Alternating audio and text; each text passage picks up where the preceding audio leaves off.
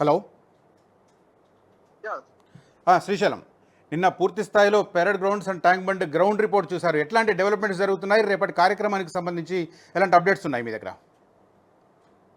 Yes. Right sir Rajesh గారు. So ప్రస్తుతం మనము ఏదైతే ఆ పరేడ్ గ్రౌండ్ లో ఉన్నటువంటి ఏర్పాట్లు మనం చూసాము. అక్కడ సంబంధించి దాదాపుగా 60% అంతా కూడా సభకు సంబంధించినటువంటి ఏర్పాట్లు పూర్తయినట్టు తెలుస్తోంది. సో అక్కడ వేదిక కావచ్చు, అదే విధంగా వస్తున్నటువంటి కవులు కావచ్చు, కళాకారులు కావచ్చు, ఉద్యమకారులు కావచ్చు, అమరవీరుల కుటుంబాలు కావచ్చు, ప్రతి ఒక్కరికి కూడా అక్కడ వేదికను ఏర్పాటు చేసి ఆ వేదిక మీద ఘనంగా సన్మానించడానికి అయితే రాష్ట్ర ప్రభుత్వం అన్ని రకాలుగా ఏర్పాటు చేసినట్టు తెలుస్తోంది. ఇక దాంతో పాటుగానే సో ముఖ్యమంత్రి హోదాలో ఉన్నటువంటి రేవంత్ రెడ్డి గారికి సో అక్కడ ఘన స్వాగతం పలకబోతా ఉన్నారు పోలీస్ డిపార్ట్మెంట్ ఉన్నత అధికారులంతా కూడా. సో అక్కడ ఉన్నటువంటి జెండా ఆవిష్కరణ అనంతరం కూడా ప్రసంగం ఉంటుంది. ప్రసంగం తర్వాత సోనియా గాంధీ గారు సో అక్కడికి వచ్చినటువంటి అమరవీరుల కుటుంబాల్లో కొంతమందికి అమరవీరులకు కావచ్చు, ఉద్యమకారులకు సంబంధించిన వాళ్ళందరికీ కూడా సన్మానం చేస్తారు. అనంతరం ఆ యొక్క ప్రోగ్రామ్ కూడా ముగిసే అవకాశం మనకు స్పష్టంగా కనిపిస్తుంది. దానికి సంబంధించి అన్ని రకాల ఏర్పాట్లు అయితే రాష్ట్ర ప్రభుత్వం చేసినట్టు తెలుస్తోంది.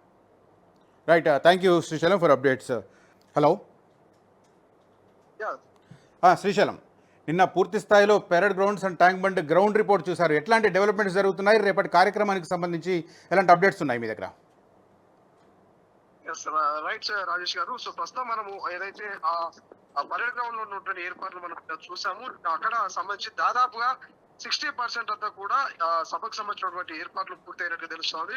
సో అక్కడ వేదిక కావచ్చు, అదే విధంగా వస్తున్నటువంటి కవులు కావచ్చు, కళాకారులు కావచ్చు, ఉద్యమకారులు కావచ్చు, అమరవీరుల కుటుంబాలు కావచ్చు, ప్రతి ఒక్కరికి కూడా అక్కడ వేదికను ఏర్పాటు చేసి ఆ వేదిక మీద ఘనంగా సన్మానించడానికి అయితే రాష్ట్ర ప్రభుత్వం అన్ని రకాలుగా ఏర్పాటు చేసినట్టు తెలుస్తోంది. ఇక దాంతో పాటుగానే సో ముఖ్యమంత్రి హోదాలో ఉన్నటువంటి రేవంత్ రెడ్డి గారికి సో అక్కడ ఘన స్వాగతం పలకబోతా ఉన్నారు పోలీస్ డిపార్ట్మెంట్ ఉన్నత అధికారులంతా కూడా.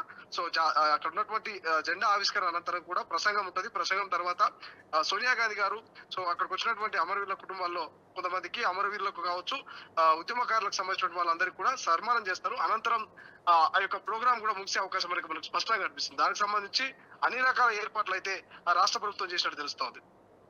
Right. Thank you Srisailam for updates. అసలైన తొలి వెలుగు. ఫాలో వాట్సాప్ @తొలి వెలుగు అఫీషియల్.